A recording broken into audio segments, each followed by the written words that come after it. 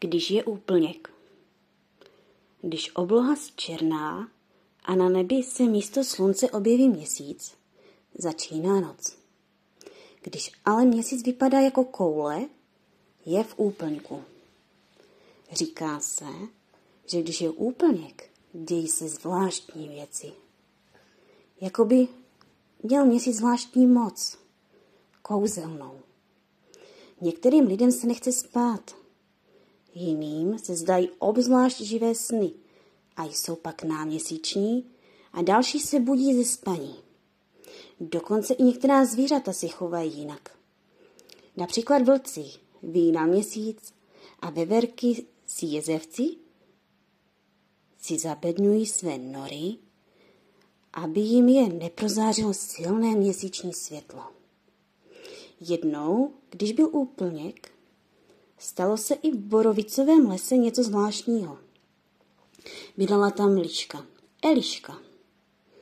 Blízko velkého stromu měla svůj pelíšek. Byla to živá liška. Celé dny se potulovala po lese a vymýšlela samé dobrodružství. Večer se ale moc ráda zachumlala do své postýlky, zavřela oči a nechala si zdát pěkné sny. Věděla, že když se dobře vyspí, bude mít zase dostatek sil na další den. Když se ale vyhoupl na nebi měsíc a byl v úplňku, nešlo lišce Elišce usnout. Ach jo, to je jak v steku. Proč mi nejde spát? Oči už mám červené, záda mě od toho převalování bolí, lamentovala Eliška. Nakonec z pelíšku vyšla ven. Koukla se na oblohu, na tu obrovskou svítivou kouli. Měsíc v úplňku. Aha, už je mi to jasné. Už vím, proč mi nejde usnout. Hned jak to dořekla, něco vedle ní zašramotilo. Zpoza keře vedle ní vylezl menší medvěd. Oči měl zavřené, vůbec si lišky nevšímal a rychle si to šinul přímo před sebe. Bylo na něm něco divného. Liška se ještě chvíli za medvědem koukala, zamyslela se a pak jí to došlo. Vždyť on byl náměsíčný.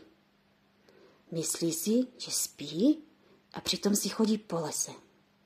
Musím ho vzbudit.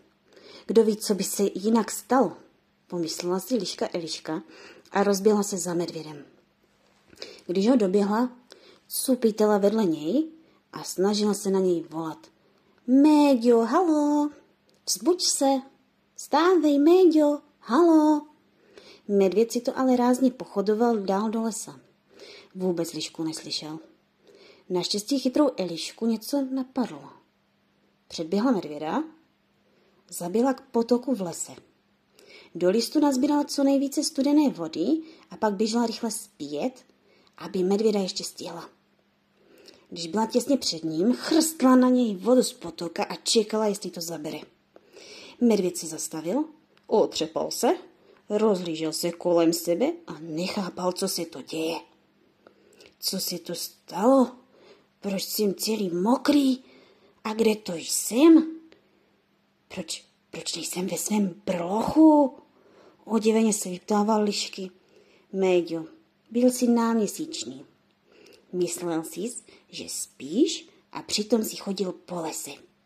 Nešlo tě vzbudit, tak jsem tě postříkala vodou z potoka. Promiň, ale jinak to nešlo. Koukni na měsíc. Vidíš? Je v úplňku. Proto se dějí takové věci. Úplňkové noci jsou jiné, čarovné. Proto jsi byl náměsíčný, vysvětlovala liška Eliška. A proč ty nespíš, Eliško? Co ty děláš v noci v lese? Doptával se ještě překvapený medvěd. Já se nemohla spát. Taky kvůli úplňku. Vyšla jsem tedy z pelíšku na čerstvý vzduch a ty jsi šel kolem mě. Když jsem tě viděla, hned mi došlo, že něco není v pořádku. Tak jsem vymyslela, jak tě probudit, abys náhodou nezašel někam daleko a aby se něco nestalo, pokračovala liška. Eliško, moc ti děkuji, poděkoval medvěd. pak se spolu vrátili domů, každý do svého pelíšku. Liška Eliška byla po takovém dobrodružství tak unavená, že hned usnula, i když byl ještě úplněk.